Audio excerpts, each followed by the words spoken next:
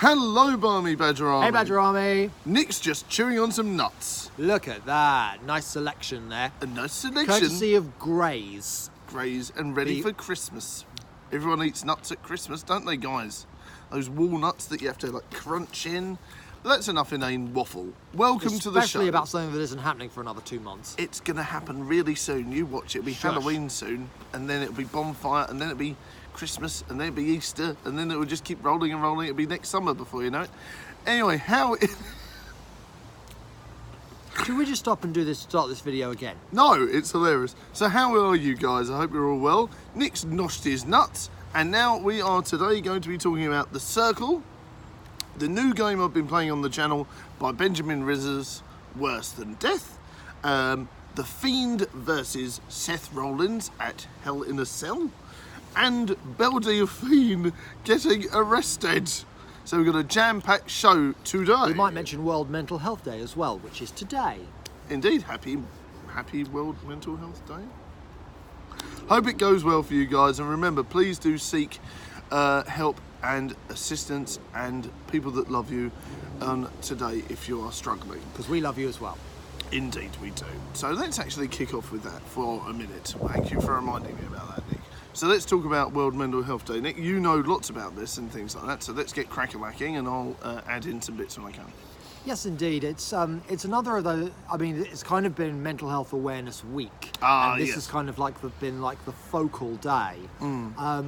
And yeah, you know, it's just good for us to kind of start having open discussions about how we're feeling. And very important. I always find that's important, and I always say to people, even on YouTube, social media, even in real life, and all that, talk to me. Come and talk to me, and we'll have a chat. Yeah.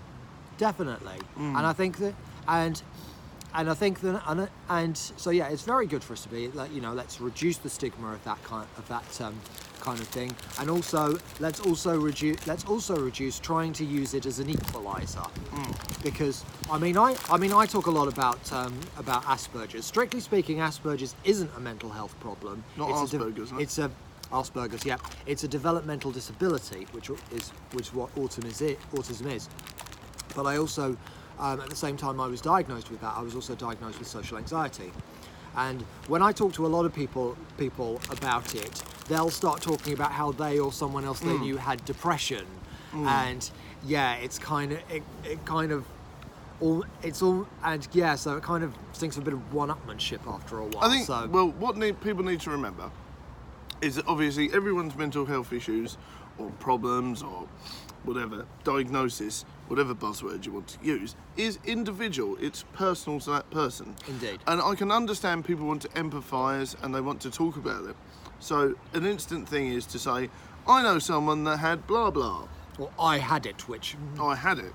And, you know, it's one of these things where I think mental health issues, they don't really go away, but you need to check on them and look after yourself and keep healthy. I think that is definitely one thing that I've learned, is that my dad died about 5 years ago now, and that did set on anxiety and depression that I had when I was a child, which has sucked, but I had it when I was a kid, and it went away, and then when we had a big loss in the family, it came back. But obviously for a year, I didn't really know what was going on. I was very depressed, very moody, wasn't quite myself, stopped watching horror films, stopped playing as many video games, stopped reading, stopped doing all the things that I love. And I think because you're not really thinking about it, you just think I'm busy so I haven't got time, I think you sort of almost make excuses for yourself and you don't really realise what's going on. So once I became self-aware, I obviously made steps to help myself with CBD. I did more exercise, I started drawing, started doing all the things that I didn't do before and shoehorned them back into my life, whether I liked it or not. And trust me, it made me a lot happier. Yeah. I'm going for healthy walks and things like that. Yeah. Yeah, it's really healthy. Being disciplined, getting out, doing stuff for yourself. You know, it's all, even meditation and the like. Meditation, and we're going to talk about that in another episode soon. Yes, indeed. Headspace, which we've been using a lot, haven't we? Yes. Yes, and we're going to talk about that a lot. And things like that, they aren't going to single-handedly solve everything. No, but they do help. Exactly, and the way to get through a mental health problem isn't taking a pill and everything's fine. No, exactly. That's just one part. It's lots of small steps that get you there, and Yeah. a lot more in life is like that. Milestones. Milestones, yes. But yeah, so I think, yeah, you're right there, Nick. I mean, whether or not you want to take pills and things like that is up to you to help with the depression and the anxiety. That's entirely up to you. I choose not to. I go for more of a holistic approach, I believe the word is. But that's each to their own, and you need to do what's safest and best for you. And so please do come and have a chat if you ever feel sad and lonely. The comment section is always open, and if you know me and Nick personally, come and have a chat. So let's get on with today's show, seeing as though we're 5 minutes in, oh my god. But yeah, we're going to talk about The Circle, which is recently back on TV. Have you heard about it, Nick? I've heard about it. It's yet another show which Emma Willis is presenting, but hey, good for her. And she looks gorgeous in it with her blonde hair and suits. I personally find, I don't know why I like the fact that she's wearing a suit, but it's cool. But I think her hair's a bit too short, but she's still incredibly gorgeous for a woman in her late 40s. And she's clearly good at what she does. She is very good. And presenting. And who is in The Circle? I haven't really been following it myself. Right, okay, well, I'm going to talk to you a little bit about this. Now, there's a number of random people. Obviously, Richard from Richard and Judy played a character in there where he played like a 25-year-old girl, which was very unique. Because don't forget, they can't actually see each other regardless of their photo. So they can only see the photo that appears up. So they've already had a celebrity in there. They got rid of the two girls that were in it last year, but they had two presenters last year. They got rid of them and put Emma Willis in, which is a good decision because the girls were pants, and I think that they realised that. They've glamorised the show a bit more. They've made it more exciting. And it is the new Big Brother. It really is. I was going to say, now that show is no more. Yeah, indeed, because it's not even on Channel 5 now. They got rid of it again. And I don't know who will buy it up. Probably Sky, maybe. But we'll see. So it's going to be interesting to see. Yeah, so we've got Tim in there, who's one of my favourites. There's Woody, who is one of your close friends, Fatboy Slim and... another radio presenter. Zoe Ball. Is that their son? Yeah, that's their son, yeah. So they're the landmark people in there that I really love, is that Zoe Ball and Fatboy Slim's son's in there. Blimey. And there's this guy, Tim, who's an ex-monk, who's like the most eccentric man ever. He makes me look perfectly sane, which is insane. That's some achievement. Yeah, so it's a very interesting show, and I recommend you watch it. Even if you just watch one episode, it's still fresh enough for it to be a social experiment. You know what happened with Big Brother, unfortunately, it was just entertainment. It just kind of like became a bit over-sensational and was trying to get people to fight each other in the end. Exactly, whereas the first couple of series were a proper social experiment. Well, this is still like that. It's still proper TV. It's still interesting. But anyway, we're going to keep going because we've got a lot to mention today. I also want to talk about Benjamin Rivers, one of my favourite game developers, has now released his newest game on the PS4, Worse Than Death, and I've already given him some fan art. He's very approachable on Twitter. Do add him, he's a nice man. And this game is basically, you are invited to a high school reunion after X amount of years.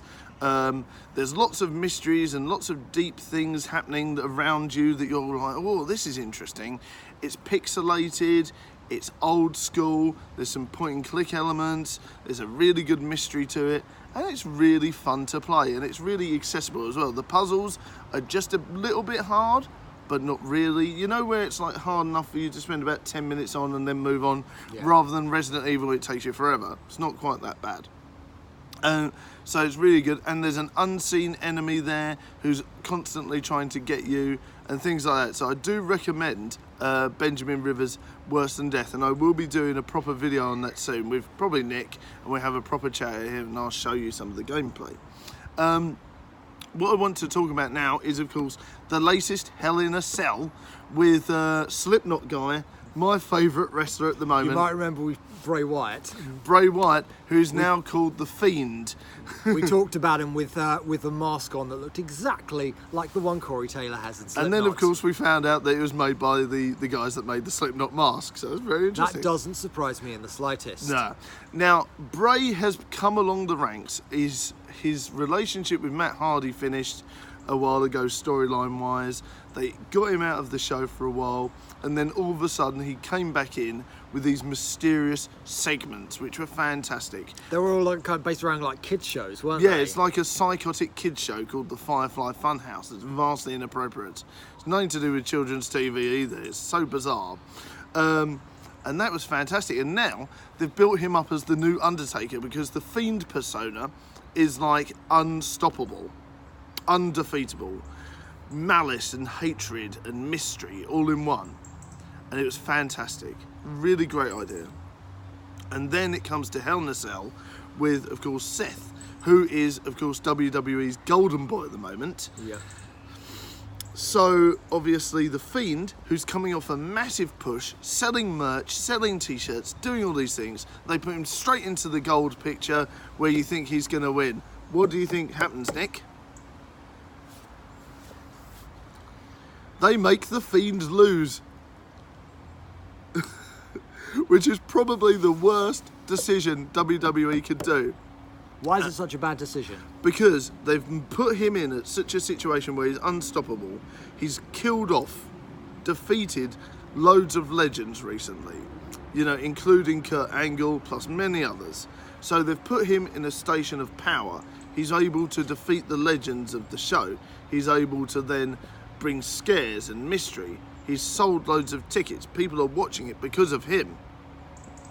And then they really fluff up by putting him in a match where if he won, it would be fantastic. If he lost, the crowd would hate it. And the crowd have been chanting AEW and WWE sucks now since, which is terrible. So I'm really hoping that WWE pull up their socks and give him a championship reign like he should have had.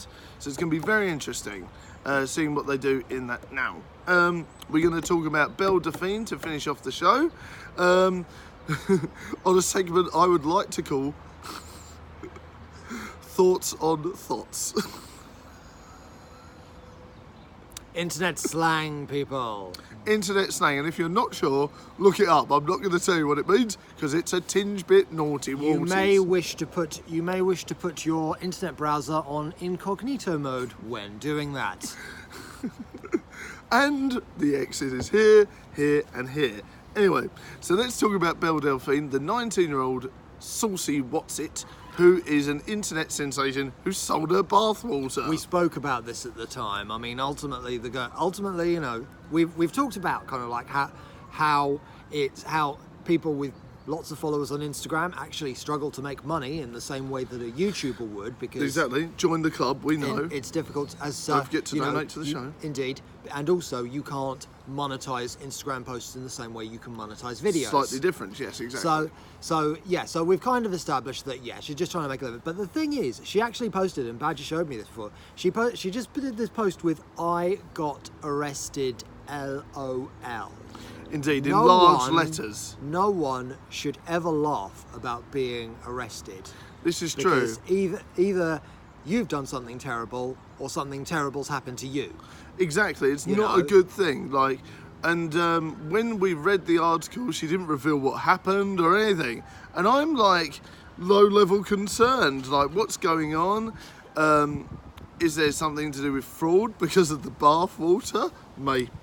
Maybe. Who knows?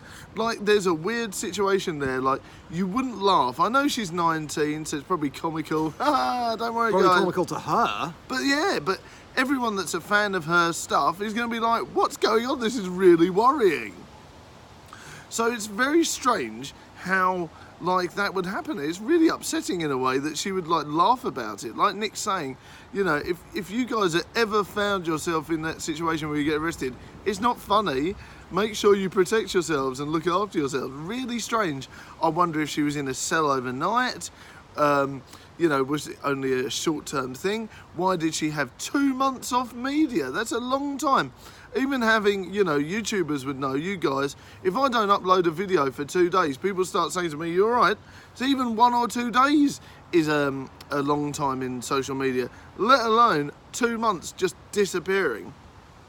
What happened to her in these 2 months? It's very bizarre. It's just setting a really bad example, I think. It is, indeed. It is setting a bad example to her fans. A lot of people look up to these influences, even though, I mean, you know, the girl's 19 years old. She's still trying to figure out stuff in life. But yeah, it just feels like she's going completely the wrong way about it. I mean, Yeah, heaven exactly, forbid yeah. anything like that should happen to one of us, you know, you know, I mean, first and foremost, we would never say, I got arrested, LOL. But if we were in a position where we could talk about it, Yeah. you know, we would be upfront about it. We would be serious about it. Exactly, yeah. You know, and you know, if you know, at the end of the day, with influence comes setting an example. Well, this is exactly why, and this is why I try not to swear on the show. We try and talk about controversial topics in a responsible way, and we do all these things that are sensible, because we're sensible people. Kind of. But we're sensible when it counts. When it counts. We're sensible when it counts, and that's what makes sense. But yeah, I'm proud of myself for that. I'm proud of myself. Yeah, we are sensible when it counts. Yes. And we like. And that's yes. the truth. That's not just us saying things. Yeah, that's not silly cobblers. But yeah, honestly, I'm sensible when it counts, and I can switch on serious and daft and have a laugh as well. And I really do think that she needs to maybe think about herself and think, right, there's this army of fans. I need to sort of realise what I'm doing here and think about what my actions are.